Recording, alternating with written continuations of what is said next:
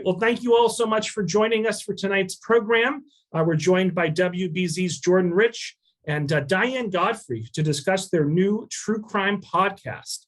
So Diane is a court reporter, and Jordan, of course, is her co-host and well-known on WBZ Radio. And they're here to discuss their true crime podcast, All Rise.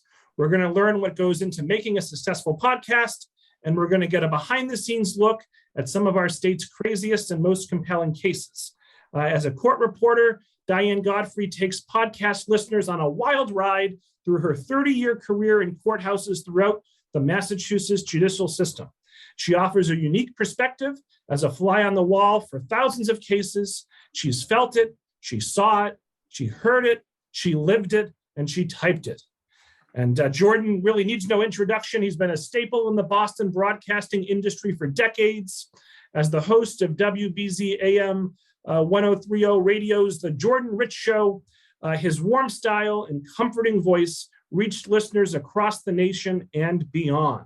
So again, tonight's event is sponsored by the Friends of the Tewksbury Library, and we want to thank Tingsboro, Groveland, Dracut, and Saugus for helping us spread the word. So all 40 of us, let's give a big virtual round of applause to Diane and Jordan for joining us here tonight. And Diane and Jordan, you can take it away. Thanks so much. Well, I'll lead off and say thank you, Robert. That was a terrific intro. We really appreciate it. We've been on a major tour across the library systems of Massachusetts. We've got several more to go, and it's been an absolute delight working with the people in the library system. So, Diane, with your permission, I'll do a little setup, and then we'll jump right in. This lady is a powerhouse. She's remarkable. She's funny. She's expressive, and she's a great listener, which makes what we're going to talk about more cogent. So let me just give a little bit of background. A podcast, most of you know what it is. Hopefully, most of you listen to podcasts, and very hopefully you will subscribe and download to the All Rise with Diane Godfrey True Crime Podcast. The numbers are growing every single day. I keep telling Diane she's going to be up around Joe Rogan territory before you know it. But the way this all came about, of course, I'm a broadcaster and I've been doing podcast production for several years now. And Diane took a class during the height of the pandemic that we taught on Zoom, my partner and I, on, how to get into the podcasting realm. And of the 18 or 19 people in the workshop, only one asked questions and then asked more questions and then asked more questions. That's this lady right here. And when we found out that she really wanted to do something with all the information, I just couldn't resist helping her because she's so wonderful to work with. And we have a really good time. I produce the show, but she does all the legwork and talks about the cases and brings the guests in and so forth. So it's worked out really well. So go to All Rise with Diane Godfrey, Google that, and you'll be able to download it on any platform. And she's now heard in about 100 countries, with numbers growing all the time. Diane, we've done a lot of these, and I usually like to have you just tell everybody, and everybody has an idea as to what a court reporter does, but a little bit of your background and a little bit of what a court reporter in reality does. We'll start with that. Well, my job is predominantly to sit in a courtroom during all court proceedings, not necessarily full-blown trials, but anything that goes on in the courtroom, any hearing that goes on. And upon request, I prepare a transcript, which, to simplistically let the audience know what a transcript is, it's a verbatim recording of what transpired in the courtroom. And it looks, at the end, it looks like, think of like a book report that you did back in high school, and it would be bound just like, you put it with a see-through cover, and it's double spaced. And it's another way to think about it is, if you were in a play in high school and I handed you a script, it reminds me of that. Now, the way it's happening in today's courtroom is a little different than we remember Perry Mason. The idea of the steno with somebody just doing this constantly, that's a thing of the past. Tell everybody how you do it. Well, it's not a thing of the past totally, but how you do what you do, really mouthing the words that you're going to be transcribing. Well, once upon a time, I went to steno school and was one of those steno people. A lot of my colleagues as well. And as we got older, repetitive stress syndrome kicks in. And, there's a lot of, a lot of carpal tunnel, shoulder problems. So there's another system, and it was the genesis of it was the United States Navy, and they use this system. It's called voice writing. So you speak into a machine verbatim. You identify the speaker, and you say into this. It looks like you're taking oxygen, but you're not. And you just verbatim repeat everything that's said in the courtroom. And you're at a very low level, so no one hears it really, because you're speaking into this device and you're very soft, right? Well, I would never equate my voice with soft, although I bought a thing, and most people that are in the profession, it's called a silencer, and it's on the mask, and it's pretty good, So that's the intense job of a court reporter in this case. And before we get into cases and the layout of the courtroom, you've described yourself as the least recognized or the least attended to person in the courtroom. And yet, without you, we don't have a record of what happened. So yes, it's a unique, sorry, Jordan. No, go ahead. Well, it's a unique position to be in, because I'm not supposed to speak. I'm not supposed to have an opinion. My sole, reason I'm there is to quietly, like a potted plant, record everything. And people do forget about you. Believe me. Like, for instance, when there's, when they have, like, in a trial, a DNA chart, and they'll have it up on an easel. And I mean, some of those are just, I've shown them to you, Jordan. They're tough. Yeah. And as many times as you hear it, they're still tough. And to help the jury, they will, mimeograph, that's an old word, but they'll Xerox off, and they'll give everyone an 8.5 by 11 sheet of paper to assist them, and everyone gets one, and they give them to everyone on the planet and bypass me. And I'm sitting there like, okay, do I have some superpower that I don't need a little help like everyone else? And maybe you have invisibility. Maybe they can't see you. Have a cloaking device. Maybe that's it.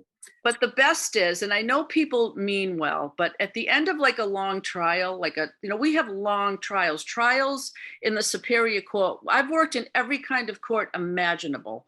I've worked in divorce court, probate court, bankruptcy court, juvenile court, district court. I've done them all.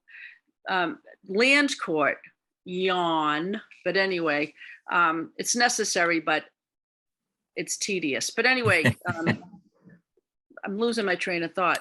But what was I saying? We were just to set the table here. We're talking about the role of the court reporter and the fact that sometimes they ignore you with evidence. And also, just one more thing before we get rolling too deep into things, you have to almost allow for the fact that an attorney or a DA or somebody is going to mumble, or a witness will mumble, or worse, they'll just fly through something so fast that.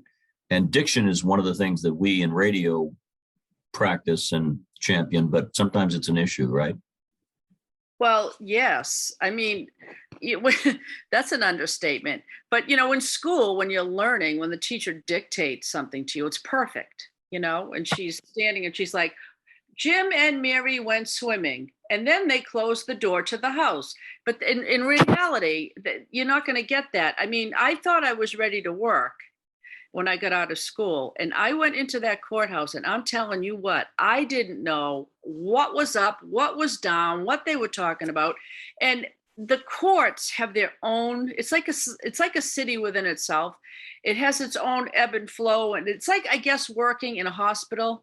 They have their own names and acronyms and shortcuts, and the same with the court. And there's a lot of Latin still used in the courts to this day.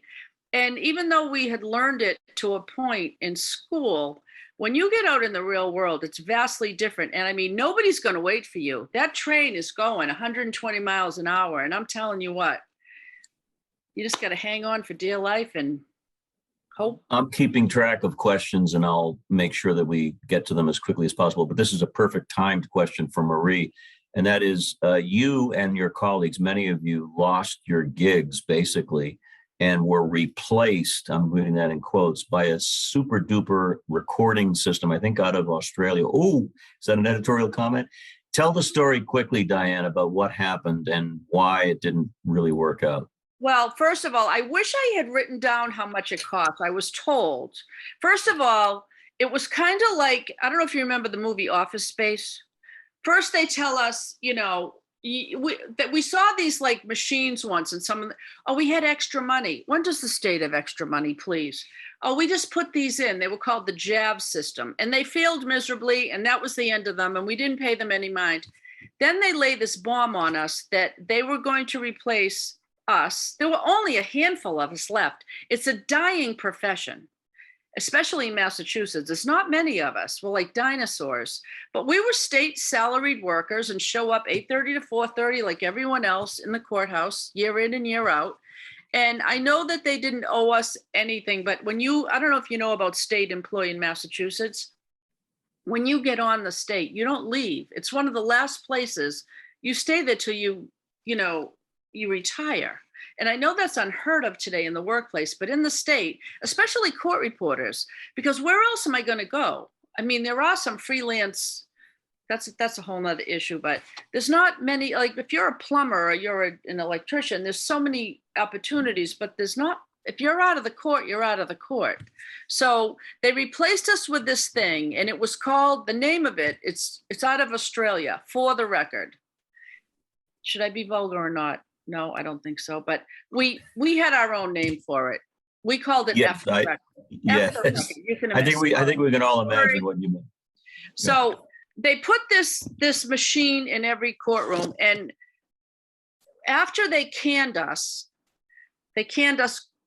like without even a Snickers bar severance, which was awful. But anyway, they canned us, and I'm not kidding you. 14 days later, the call came from the court. Can you come back to work as a daily per diem? So no benefits, a cut and pay almost half. And so I'm still there. And but they only use me now for murders and rapes and armed robberies. And I do mostly murders. So I do like one murder a month. I've done a ton. I've lost count of how many murders I've done. Tons and tons of murders. Which is a perfect segue. And even though it's a macabre segue, I'll make it anyway. True crime podcasting is one of the top categories. And many people remember a podcast that started it all on NPR called Serial, not the breakfast type, but it was a crime serial saga that hooked the nation. And since then, which was about 10 or 15 years ago, podcasts have exploded. So Diane is the perfect person to host one, because these stories you're about to hear, of course, are true. And many of them will be familiar to you because they were celebrated cases. But you just said you do a lot of murders, rapes, robberies. People forget that there's a lot of really bad stuff that doesn't even make it into the newspaper. Isn't that right, Diane? I was shocked. I was shocked when I started working. You know what? Ignorance is bliss in a way, because if you know, like my sense of safety is shot. It's shot. And people will look at me like I'm crazy. And I'm like, no, I'm not going there. I'm not doing that. No. And they're like, what's wrong with you? And I'm like, absolutely. Because I've seen so much. For instance, when I walk out of a mall, I mean, who goes to a mall anymore anyway? But anyway, they're dying. But say I walk out of a mall, I'll have my key in my hand. I wait till there's like 3 or 4 people in a clump, and they walk out to their car, and I walk with them till I get to my car, and I jump in and lock the door. I don't know. I won't go behind a building by myself. I won't park in a parking garage. I don't want to in a way, I was going to say, Diane, in a way, it's an occupational hazard because you're subjected to so much. It's your job and you do it well, but you're a human being and you see this. So let's explore some of the things that we talk about on the podcast. And again, folks, a podcast is an opportunity. Thank you, Marie. A podcast is an opportunity to share stories and for listeners to eavesdrop. And when you eavesdrop on these stories, they're amazing. The first one we did was not a celebrated case, but it might be indicative of what happens so often to so many innocent people. The little old lady who was murdered in her apartment, she trusted someone. And we'll hear the story very briefly here in a second about how the criminal, thank God, was stupid as they come. Share a little bit of podcast 1 with our listeners. Okay, the location where the murder occurred was a triple-decker How do you like that for Boston? Triple decker. But it was on the Chelsea Revere line in a section of Chelsea called Prattville. You may or may not. You guys might be familiar because it's up north of Boston. And, you know, I lived in Revere for 12 years. I didn't know where Revere was till I lived there because I grew up in a teeny tiny small town south of Boston. So here I am in Revere. But anyway, coincidentally, that's to pinpoint exactly, it's across from that wonderful restaurant. And I know that's subjective, but I love the place. Newbridge Cafe. Yummy. It's stuck in a 70s time warp, but in a good way. With all that, like the paneling on the wall and all the Boston Bruin. It's awesome in there. But anyway, that's where the murder occurred. And the woman that was killed, her name was Hilda DiVincenzo. She was in her 80s, a lovely woman. Her son was awesome. And from all accounts, she was just awesome. She lived in the second floor of this triple decker. The first floor and the third floor were vacant for quite a while. And she decided she was going to rent them out. She somehow got online or had someone, I forget how it transpired, but she put herself out there and she started to interview people. And she rented out the first floor and the third floor. And within days, she was dead. And to make a long story short, the guy on the top floor, his name was Felix Melendez. He killed her. His girlfriend that he lived with had given like the first and last month's rent, a big chunk of cash to her. And it was in her apartment and he was a junkie and he wanted it back. We surmise that's why, but he killed her and she was lying there on the floor for a few days. Now the guy on the first floor hadn't moved in yet, but he was in there doing prep to move in and he heard the whole thing. He was terrified. He never called 911 because he was an illegal and he didn't want to be deported. And he was a terrific person, it was tragic. But anyway, she was on the floor. It was a horrible heat wave over the 4th of July. And the way she was discovered, this guy, OMG, he went into the cellar and lit the building on fire. The murderer. The murderer, a few days later, he went in and he started a fire. And then he called the fire department, but he put the fire out himself. We went into that cellar. We saw the remains of the fire. I mean, it was clear that his motivation was what? To be a hero? To suggest that, yeah. And he cut all her phone lines. Verizon went in there and he said someone has just really roughly pulled out all the landline phone of her apartment. So she couldn't have called 911 after he attacked her. But then when the police actually got a search warrant and entered his apartment, he had her wedding ring and he had some other effects of hers, jewelry, but the wedding ring was under his mattress, her wedding ring. And he said he found it in a trash bag with some other jewelry in the yard. And he thought it didn't belong to anyone. But he went to the Golden Oldies pawn shop on Route 16 over in Everett a couple days after he killed her, and he pawned it. He was with another guy, a friend. They pawned it, and he used his real name. There you go. So the police didn't have to, Colombo wasn't needed for this particular case. To tell you the truth, that was a retrial. It started out, the first time they tried it was a hung jury. How do you like that? But I mean, the jury was never told the reason why the gentleman on the first floor didn't call 911. That didn't come into evidence. So I can't speak for the jury. I don't know what they thought, but maybe they thought it could have possibly, there was no sign of forced entry at all. The windows were still closed and there was no, the curtains weren't askew. It's an example of what we don't hear about. We're going to talk about ones we do hear about, but it's an example of what we don't hear about, folks. And it's important to tell the stories about how justice was meted out, but also, how these criminals, if they are criminals, make mistakes. And thank goodness he didn't kill anybody else in his path that particular day, but he could have. So. But I can tell you he's in jail for the rest of his life. And FYI, he looked like Jack Black. I don't know if you know Jack Black, High Fidelity. The actor. Black. Yeah. And he Okay. he walked in. I'm like, oh my goodness, it's Jack Black. I couldn't believe it. Well, good for Jack that it's not him and he's still a successful movie actor. Okay. So we also talk about on All Rise with Diane Godfrey, some crimes that you will be very familiar with and personalities you will be. We thought we'd mention a few of them. And this is an ongoing podcast. We just launched one with author Hank Philippi Ryan. Congratulations, Diane. It was a great interview you did. And we have another one coming up this week. But let's talk about some of the cases and some of the people we've had on. The Grenadier case, the Dr. Grenadier case from Wellesley, Massachusetts, a top-of-the-line allergist. You didn't actually work this case. Somebody we know, one of your colleagues did. But talk about the podcast, what we did on that particular podcast, who we did interview. Yes, that was tried in Norfolk Superior Court in Dedham, Mass. And for those of you that are not familiar, he was like this world-renowned allergist living in Wellesley, and he bludgeoned his wife to death on a morning walk on Halloween morning. I mean, that adds to the whole thing, Halloween. And it was a Sunday morning, and he killed her. And wasn't there a witness to see him come out of the woods? Yes, but there was a columnist for the... I need water, excuse me. But anyway, there was a columnist for the Herald that wrote a book, and we interviewed him, excuse me. All right, while she's getting water, this is why we have a two-person operation.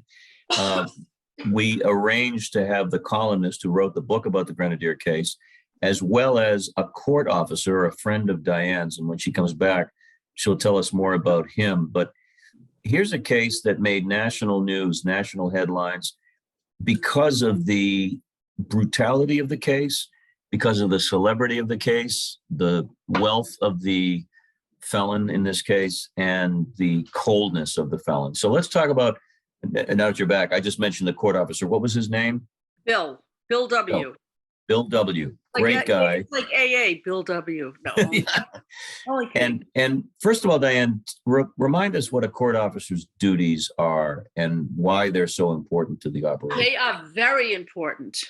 The court officer, men and women, they are called court officers in Massachusetts. Other states will refer to them as bailiffs. They have a very important job. And I'll tell you, they're not armed. I think they have mace, though, I think. And they carry that on their shoulder. You know, like the police officers have that thing. So you can just go with this. Yeah. And I never feel unsafe. And I'll tell you, we've had some hairy moments in there. But I've never felt unsafe because anytime anything has ever hit the fan, they are unbelievable about they're Johnny on the spot. But they take care of the judge, and there's a lobby officer assigned to every judge. You just the lobby is just a fancy word for the judge's office. And they call it a lobby officer, and he is like the liaison. In other words, he sits there, or she, so nobody can approach that door, and kind of keep them safe. And they take turns, they rotate going down in the morning to welcome the pool of jurors for the day, and the court officer will bring them down. Of course, they have their own, they have a judge elevator, which, FYI, I'm just thinking of this, Jordan. I don't know if I ever told you, but the last year I worked at Suffolk Superior in Boston, they had a brown bag lunch, the judges up on the 13th floor. And at the end, they were all going back for the 2:00 call, because lunch is always in the court from 1 to 2. So at 2 p.m., they have the afternoon session, and they jammed themselves. There were a ton of them. And they went into the judge's elevator, and it got stuck for almost an hour. And I'm telling you right now, it was funny. And I guess there's one judge, and she's got a terrific sense of humor. She's retired now. Her name is Bonnie McLeod. And she was a little, heavier than everybody else. And she was saying, well, if we're stuck here, you can eat me, because I have the most flesh. And it was just really funny to see all those. They had a humor. They had to see all the people who have bat wings, we call them, right? The cape, yeah. The bat wings. But Jordan, that building was built in the 30s, and it shows. And those elevators were in deplorable condition. Everyone that works there has an elevator story. Everyone. Well, let's get back to the Grenadier case in the sense that what Bill W., the court officer, told us was he handled the prisoner, bringing him in and out. And report to us, Diane, what he talked about on the podcast about the prisoner's demeanor. He was Teutonic. Meaning cold and Germanic-like. Yes. He basically has, you would call that person like this sociopathic tendencies, because no sense of shame, guilt, or responsibility. And he claimed he pleaded innocent all the way through. And they had him dead to rights with DNA and blood and all kinds of evidence. Well, his children, he had a wonderful family. I think he had 3 kids, 2 daughters and a son. They were so accomplished. I mean, they were all Ivy educated. They were, accomplished athletes and just the best kids you could imagine. And I believe that they believed that he did not kill their mom. So. And he had a double life too. We found out. He had like a sex-fueled, like double crazy life. Well, he's in the can right now and he's not going anywhere either. So that was a case. And what we do often on the podcast, and again, bow to Diane, she does all the legwork, we'll have often writers joining us, investigators, as well as court people. We've had judges, we've had attorneys. One of the other writers, we're going to jump around a little bit, who we've had on twice, and he's terrific, is a guy by the name of Joe Sharkey, right? Yes. And Joe Sharkey worked for the New York Times and so forth. But let's talk, first of all, talk about Joe and why you find him fascinating for another reason. Oh, it's the silliest thing, but just to go show how this brain works here. What happened was I thought I knew everything about the Charles Stewart case, being a Bostonian and such. He wrote a book about it. And what caught my eye is he wasn't a Bostonian. And I'm like, that's how I got interested in him. I'm like, how the heck did he write a Boston story? Like, who is this guy? He was out of Philly. And he said that he used to be a beat reporter for crime down in Philly. And then he ended up working at the New York Times for a long time. And then he's written like 6 or 7 books. One just became a motion picture about a year ago, Above Suspicion. Oh, that's an unbelievable story about the FBI agent and the love triangle. Yeah. In the Appalachians. Appalachia of all places. Yeah. This young crackerjack FBI agent, he and his wife and young child they take this gig that no one wants in Appalachia. And he was moving and shaking right up the FBI ladder. He ended up murdering an informant who he was in a sexual relationship with. I'm telling you, that's a juicy one. But Joe Sharkey has a way of putting it, those are page turners. Every book I've gotten of his, I read it in a day. Well, before we talk about the Stewart case, I also want you to remind people about his own personal adventure that is unbelievable. When I met him, he's this nicest guy. What blew my mind has nothing to do with what he wrote. When I was researching him, it came to my attention that he survived. Are you ready for this? Drum roll, Jordan. He survived a mid-air jet crash. He was on a jet that collided in midair over the Amazon with another jet. The other jet immediately plummeted into the Amazon and like 340 odd people immediately perished. His plane limped along for 30 minutes until they found a makeshift, they came upon somewhere it was suitable that they could land the plane. They landed in the Amazon and the Brazilian government came along and arrested them all. And to this day, it's still in litigation, blaming them for the crash. How do you like that? You talk about post-traumatic stress to deal with all that. Joe is an amazing guy. But we won't go into details of the Stewart case, but I'm sure everybody here remembers it if you're of a certain age, and how it gripped the nation and how it turned Boston upside down with the charge of racism, and Chuck Stewart jumping off the bridge was just too surreal. The whole thing was just surreal. But a footnote on that, Jordan, I thought, we've heard it ad nauseum because we're Bostonians. I found out a lot of stuff when reading his book, Yeah, a lot of stuff about Stewart's brother and about... all the background, and it was fascinating. Great stuff. Now, another case, and this one Diane did work on, and we talk about this one because it had an amazingly long stretch of impact over decades. And that's the Mary Lou Eruda murder case. Mary Lou Eruda, I'll just set it up, was a young lady, 14 years old, coming home from school, retrieving her bicycle. And Diane will say where this happened. And she was abducted and tortured and killed by a true evil being, James Cater. So that's the setup. And talk a little bit about what you experienced in trial 4 of Cater, by the way. Yeah, he had 4 bites at the apple till it was finally over. He didn't prevail. He ended up in prison the rest of his life and died in prison. But that took place. She was abducted in Rainham, Massachusetts in broad daylight, plucked off the street, put into his car, which FYI, his car was unique. You could probably see it from the moon. It was like the brightest, obnoxious color green with like this distinctive black stripe on the side of it. Well, anyway, he grabs her, drives about 20 miles to the Freetown State Forest, and he ties her to a tree where she died.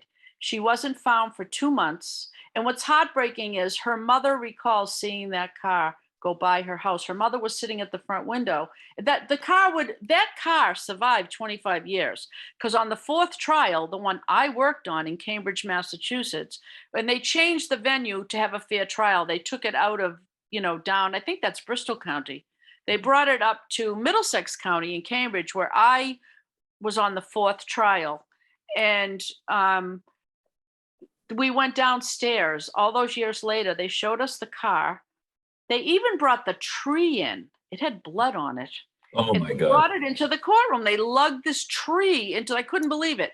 But go ahead, Jordan. What? I was going to say, before we move on a little further, she was found by 2 kids on dirt bikes, apparently. And this is going to be a little hard to take, folks, but she was decapitated, basically. Her head had been removed from her body. Now, whether or not he did it or it just happened because she was...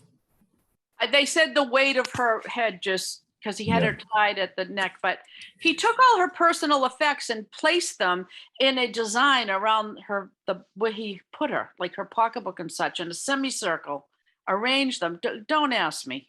Behavioral scientists would have a field day. Now, there's a reason that he was lurking in that area too. And this is where this case really gets fascinating. Why was he down in that area? Outpatient treatment at Bridgewater, because he had been out of prison. He had done 7 years for abducting another girl who lived to tell the story. They brought that female. Years later, they found her living in the Atlantic coast, maybe Maryland or somewhere that way. Beautifully, had a beautiful life, had a husband, had children. The Commonwealth of Mass paid to have her come up and testify. And I'm telling you, it was the most riveting thing I have ever encountered. She got on the stand and told the same textbook what they theorized happened to Mary Lou Eruda. This girl gave the story, and it matched up almost perfectly. She was walking with her bike, and I want to say it was Andover, Mass, or Boxford. I think it was Andover. Maybe he drove her to Boxford or vice versa. I don't know why Boxford comes up in my head, but she was the same. I think when this happened. Oh, sorry. We lost you for a second. Say it again. I said Mary Lou had been 15 years old for about 2 days when she was abducted. Well, this young lady was also the same age. Yeah. He grabs her, he puts her in the car, drives her to a heavily wooded area, pulls her outside of the car and tells her to walk. He's behind her, smashes her head open with a tire iron, brings her to like a brook or a creek, and he took the back of her head face forward and was trying to drown her. And she recalled she had her head down in the water and she knew she was going to die. And she said she had to do something. So she thought quickly. He picked the wrong girl to grab that day. And she lifted her hand up and grabbed his eyeglasses and threw them, which alarmed him, and he lost his grip on the girl. She ran for dear life. He chases her, follows her, puts her back in the vehicle, drives her deeper into the woods. And then he tries to rape her, but he's unsuccessful. Then he ties her to a tree, same thing. She goes unconscious on the tree. Cater thinks this young lady is dead and drives away. She eventually comes to. She wiggles and wiggles and gets herself free. Now she's in the woods. Her head is split open. Her eyes are bloodshot. All her clothes are, she's a mess. She runs and she comes upon a neighborhood, runs into a yard, and there was a woman on her hands and knees, like tending to her garden. There she is, like just out of like a movie. And that's how she got help.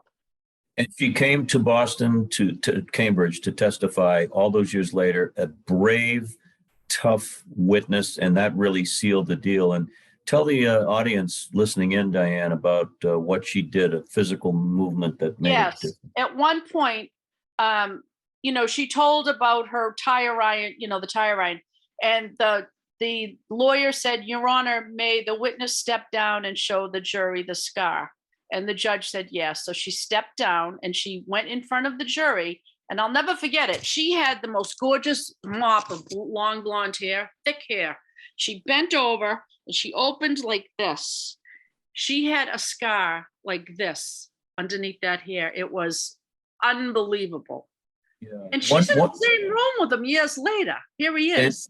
And that brings up this point, which, and I know I'm familiar with the time element that we have, so I want to make this point. You said that you've been in the courtroom with all kinds of heinous people, but this was the scariest moment you've ever had. Oh, yes. Share it with us. Well, you know how you're not supposed to do something, but you can't help yourself. I couldn't help myself, Jordan. He was sitting there, and I mean, this whole trial went on for over 2 weeks. And he'd look at me and I'd look, but anyway, our eyes locked together and I should have looked away and I didn't. So I gave him a stare like, I know you're game, dude. I don't know what I was thinking, but I just looked at him and he gave me the scariest evil look I have ever received from any human being on this earth. It was chilling. He just went, I was so scared. I was like, oh my goodness. So I looked away and never did that again. Again, it's why we have so many people on the line today. So many people are joining the podcast parade to hear these stories. We're fascinated by what evil can do, but we're also fascinated by justice and seeing justice done well.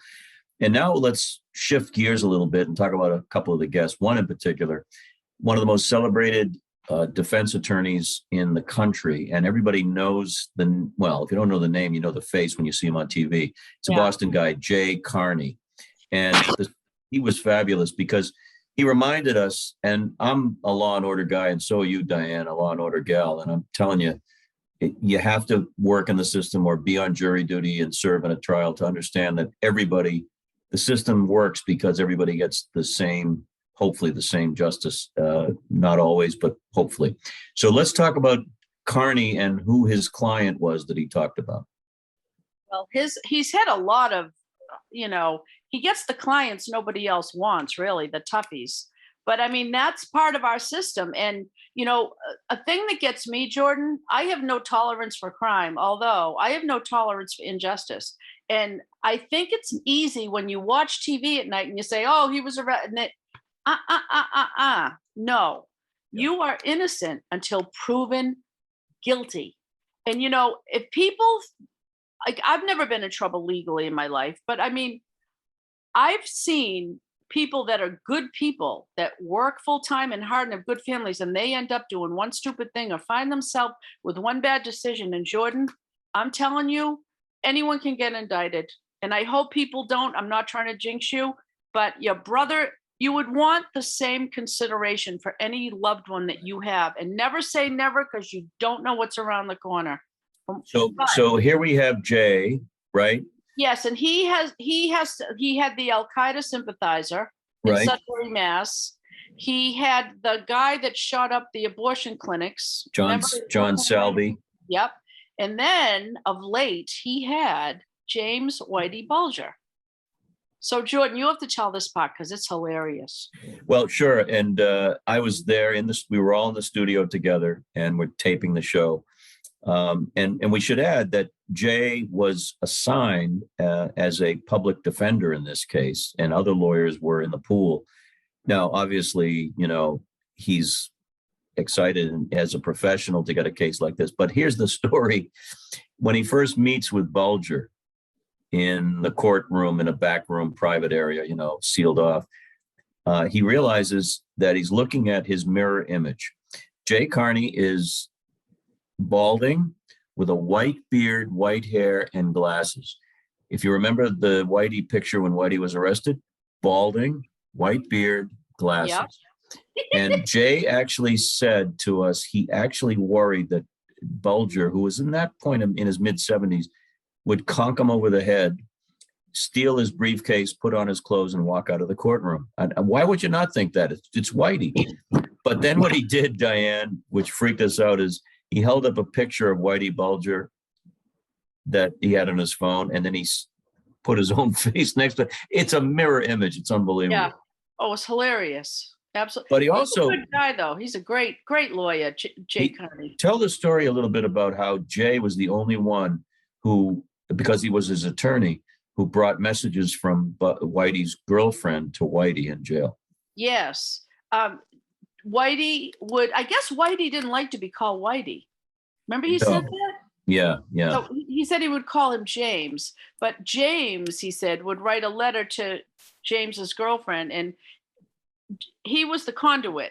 And then the girlfriend would write to James Whitey Bulger, and Jay would, bring that letter along, and that's how they, communicated. What an experience and again, he's defended a lot of people, but not anyone of that fame. I think number 2 on the FBI most wanted list after bin Laden for a while. James Whitey. Yes, that was in federal court.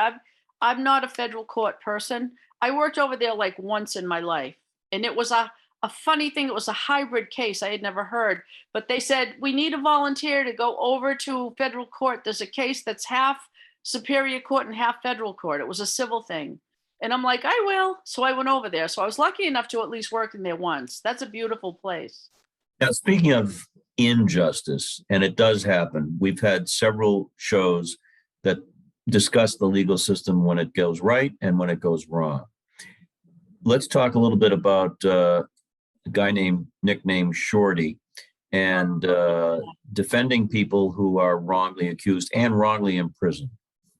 Well, he was a young man that lived in Florida. I found him through the Innocence Project. He had spent, I think, 13 to 14 years on death row, and he was a heck of a guy. I'm telling you, what a wonderful man he was.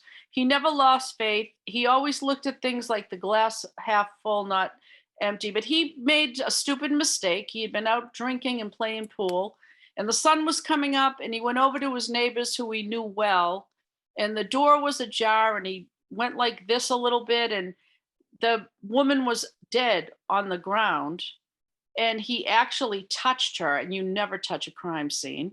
But, you have to understand, too, like he explained to us, he grew up in, what country was it? I don't remember. Nicaragua or one of those. And he said, you don't understand. It's very different the way we think. And, we don't call the police. And I didn't know that you're not supposed to touch, tamper with a crime scene. He wanted to see if she was alive. And then he heard something, got scared, and picked up the murder weapon that was left there. It was a bloody knife. Turned out to be it was the family dog making the noise in the other room. But he went to the other room, and the grandmother with the wheelchair-bound grandmother was deceased. She had been murdered. Well, they didn't do the proper testing, and they threw him in jail. And in the end, years later, they found out that the daughter killed the mother and grandmother. And it was just tragic. Tragic. And you think about how do you make up for that 14-year horror story? You can give the guy all the money in the world. That's not going to return those 14 years. But it was a fascinating discussion about how people on the outside did whatever they could to try to get his case recognized. And finally it was reopened. Yeah, that Innocence Project is really tremendous. And then there's another one that is more local, the Sean Ellis case. That's on Netflix. Netflix has a Netflix documentary about this young black man in Boston who was pretty much fingered for the murder of a police officer in the middle of the night, and he didn't do it. He obviously didn't do it. And we had who? The lawyer who got him off? Yes, Rosemary Scapaccio. She's a very well-known criminal defense lawyer in the Boston area. So you'll get to know her if you put on Netflix. Trial 4 is the name. But you know, Jordan, there's one thing I here we are speaking, but there's one thing I notice as we go from library to library, and I'd like to flag it now. I think people think a lot of people want to get on the podcast and don't know how. And it reminds me of, and this is going to date me, and women out there, if you're my age, you're going to know what I mean. Remember Gloria Stevens?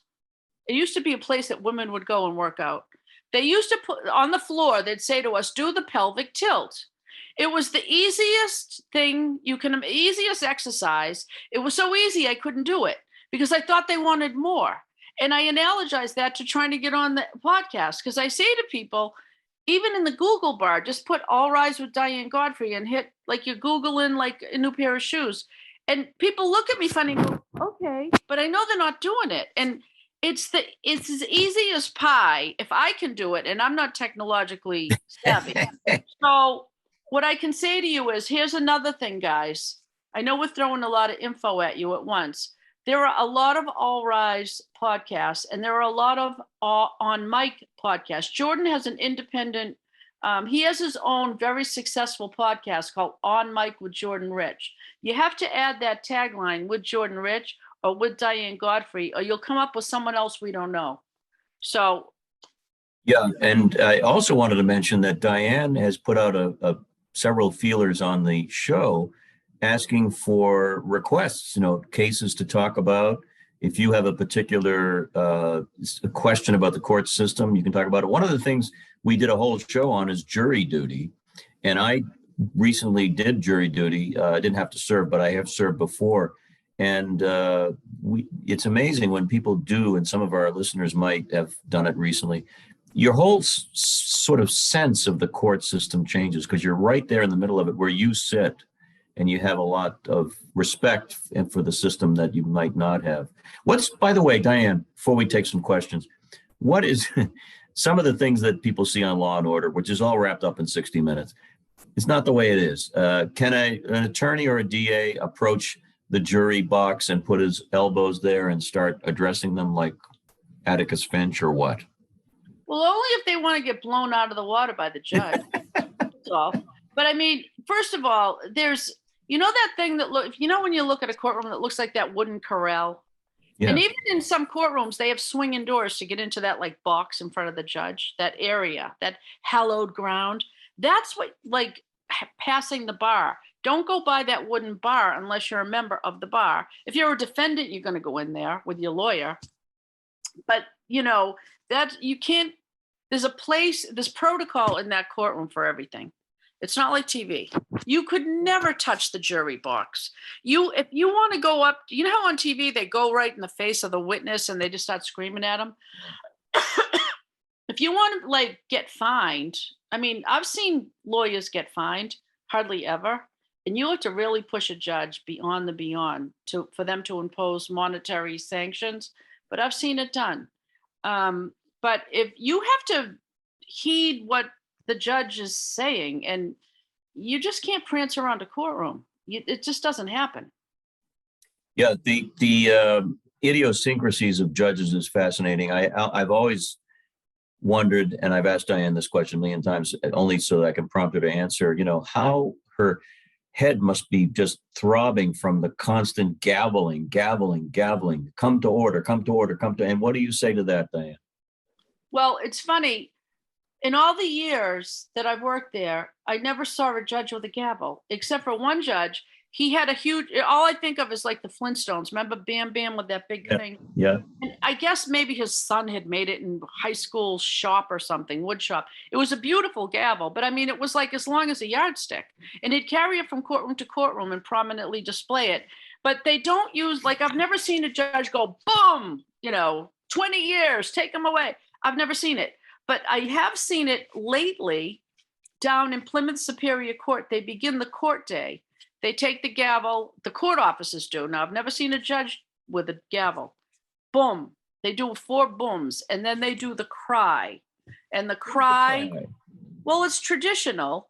And supposedly they've been saying it since colonial times. And I'll give it a whirl if you want. Sure. Hear ye, hear ye, hear ye, all persons having anything to do before the honorable justices of the Superior Court, now sitting in and for the county of Suffolk, draw near, give your attendance, and you shall be heard. God save the Commonwealth of Massachusetts and this honorable court. Court is open. Please be seated. That's how my day has started for 30 years. Yeah. You got it down pat. There's no question about that. Can I just add one thing about it, Jordan? Please, please. The court officers have to do it.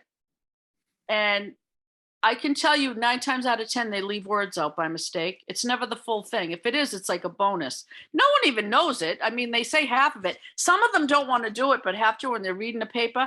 They say it so fast, they mumble every word together. You can't even figure out what they're going, hey. Then we had a new court officer. She thought they were saying, Harry. And she said, Harry. And then someone said to her, no, it's hear ye. But, you know, we also had this mean judge. He's long gone. Do you know what he used to do, Jordan? At the end of the cry every morning, the poor court officer will call court to order. He would look at the court officer in front of the whole jury, in front of everyone in that courtroom, and rate the cry.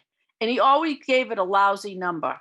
And he meant it. He was mean. He'd say, that was terrible. That was a 3, or that was a 2. I don't know why he did that. He wanted to be the next judge on America's Got Talent next to Simon. That's why he did that. He was mean. Never mind. I don't know why he did that. I don't know why he did it. We're going to take questions, so if you can start sending them up on the chat line. But there's one more issue that I just wanted to cover, and start your questions now. We'll stay a little longer, if that's okay. And that is the victims. 22 minutes. What's that? We have 18 to 22 minutes. Oh, we do? Okay. Because just so you know, and I was remiss in this, Robert, the moderator, he had told us that we have till 8:15. Oh, beautiful. Okay.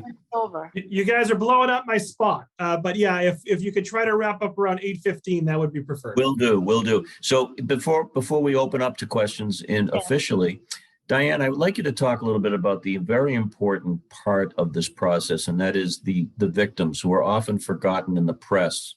We talked about that first case that we did. But let's talk about that. There's a victim statement section that they get a chance to speak, right? And you have a poignant story about that anyway, but go ahead.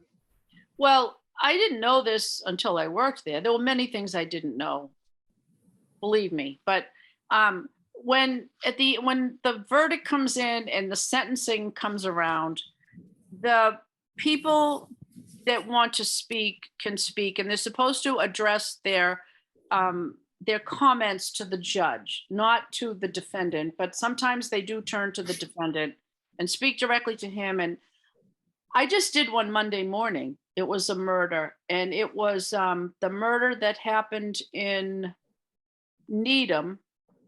A young gentleman killed his girlfriend, and then he drove to Primavera Restaurant and stabbed his mother, gravely wounding her, and stabbed his father.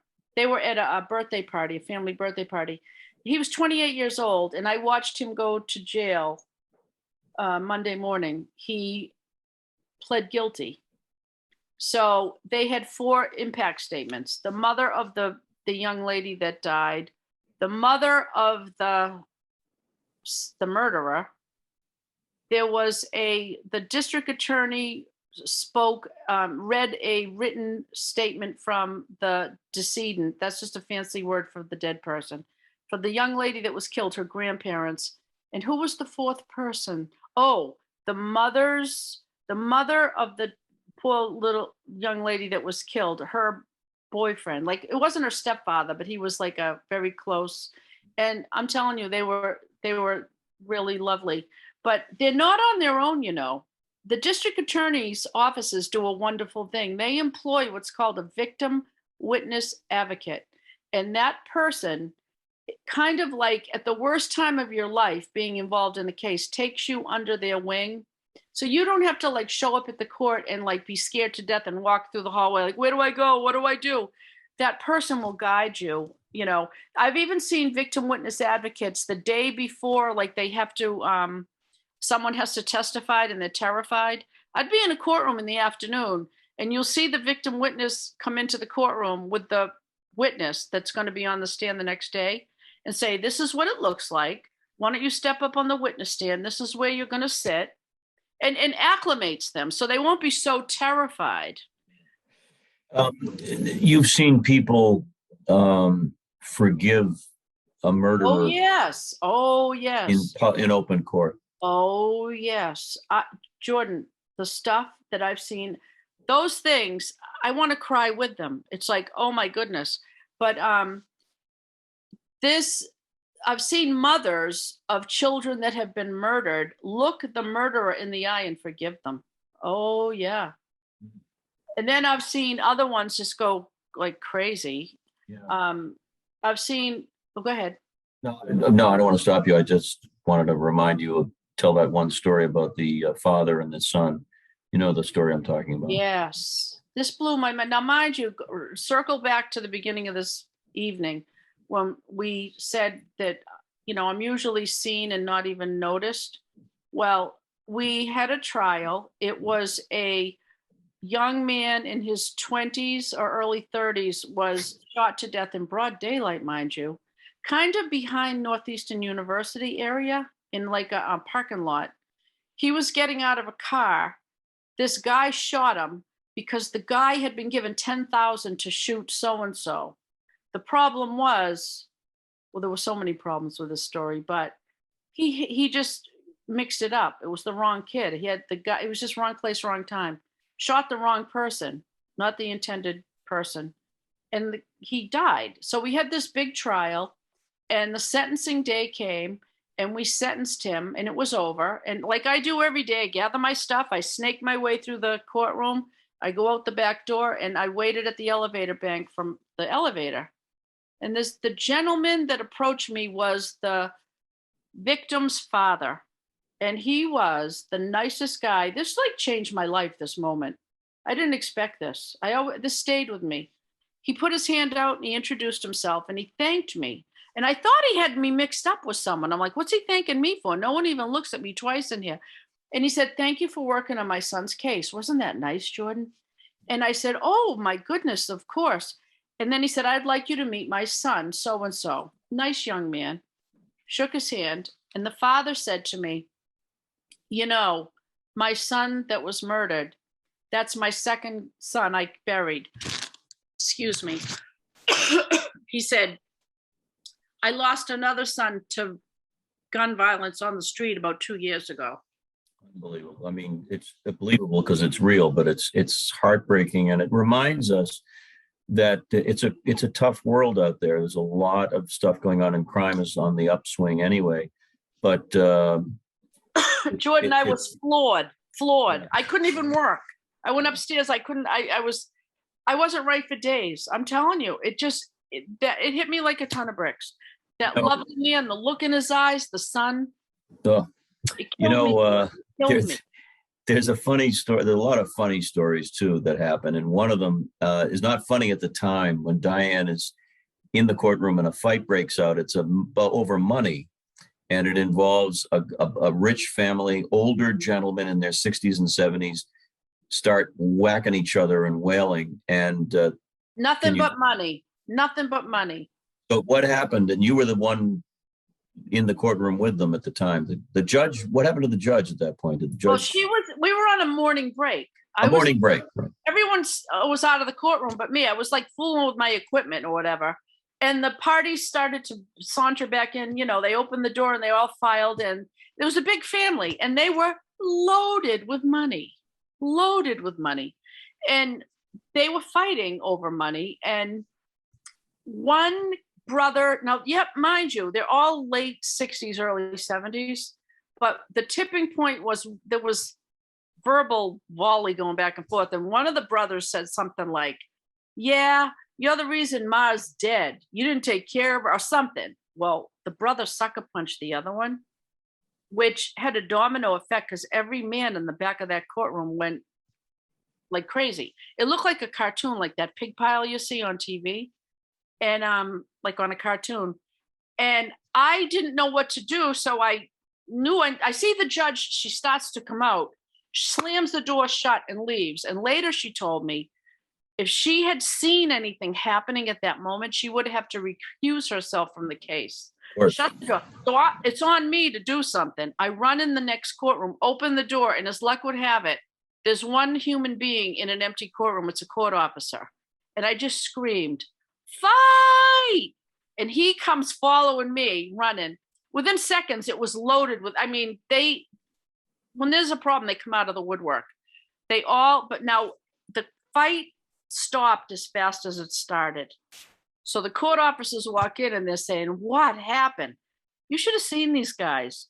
Their ties were off, their shirts, their faces were red, they're crawling up off the floor. And they're like, "What?" No one would speak. So after it was over, the court officer who I summoned in the next room, he walked up to me at the end. He said, "Why didn't you hit the emergency button, the help button?" I looked at him. I said, "What are you talking about?" He said, "The help button." I said, "What help button?" He says, "Come here." He walks me over in the courtroom. He says, "This, you could have knocked me over with a feather. I had worked there for like 25 years and never knew there was a help button in that courtroom." And in everyone. I didn't get the memo. I was floored. I said, "There's a button for help?" I couldn't believe it. Incredible. I'd love to know if there are questions. We have 10 minutes or so.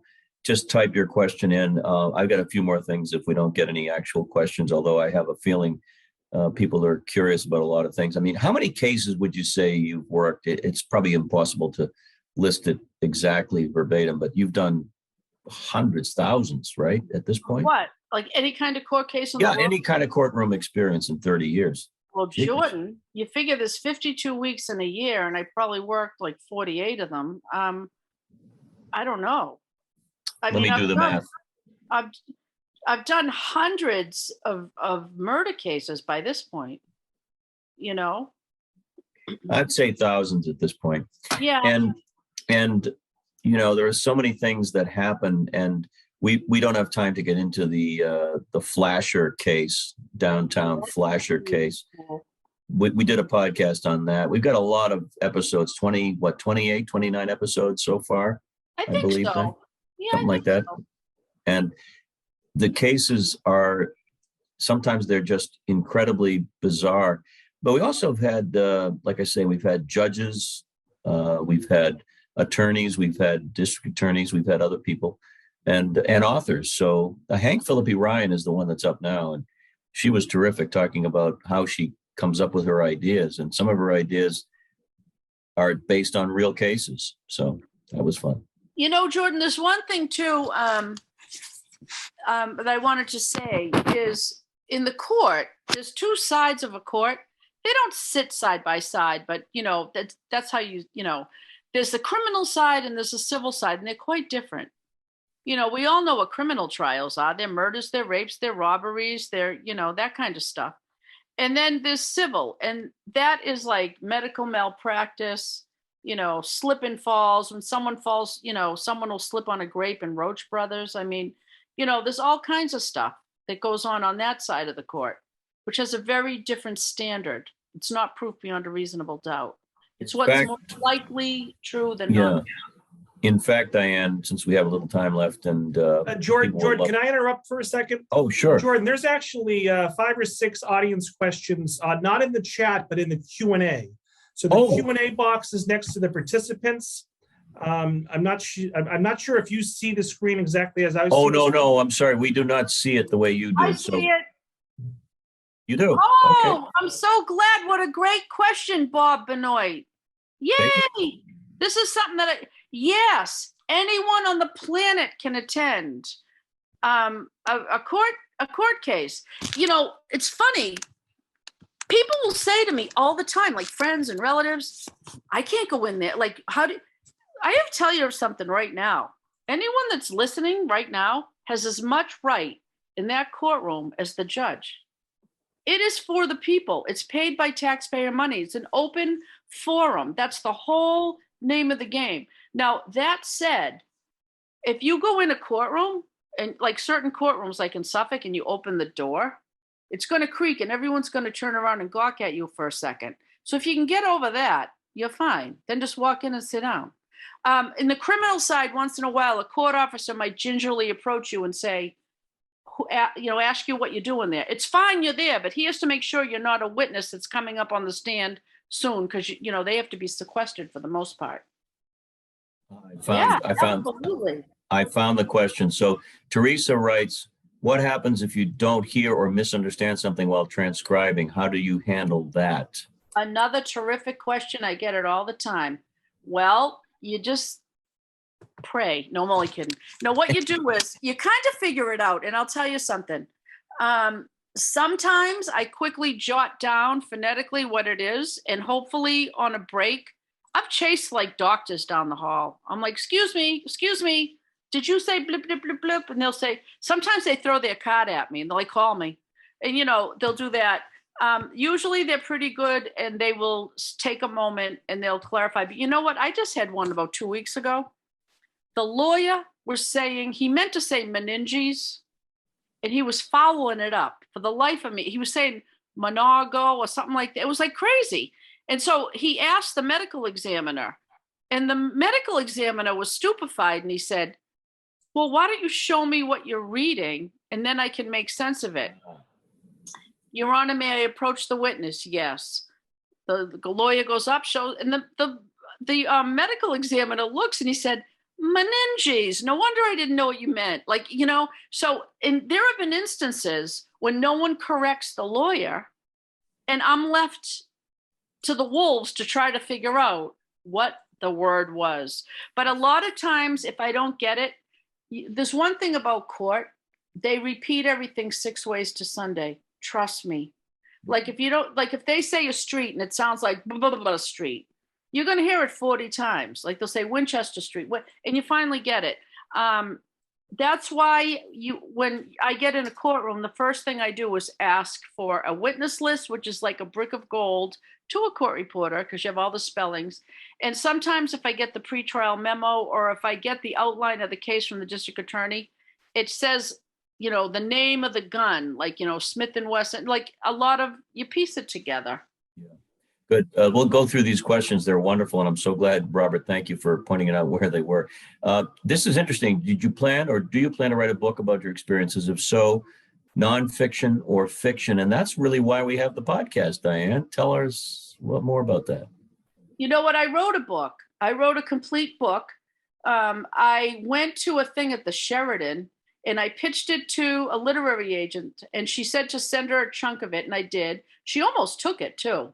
She considered it. She told me to send her more stuff. She hemmed and hawed. And then she sent back and said, the reason I'm not accepting it is it's independent stories and they're not strung together.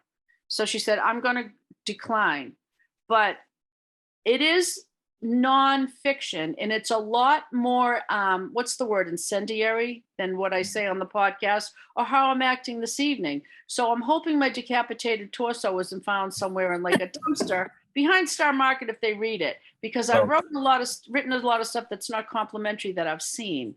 Yeah, well, the podcast is the perfect antidote right now because I think there's a book in your future. I absolutely, and people do, but you're telling stories in a very responsible way, but stories that are fascinating. Let me go through these questions.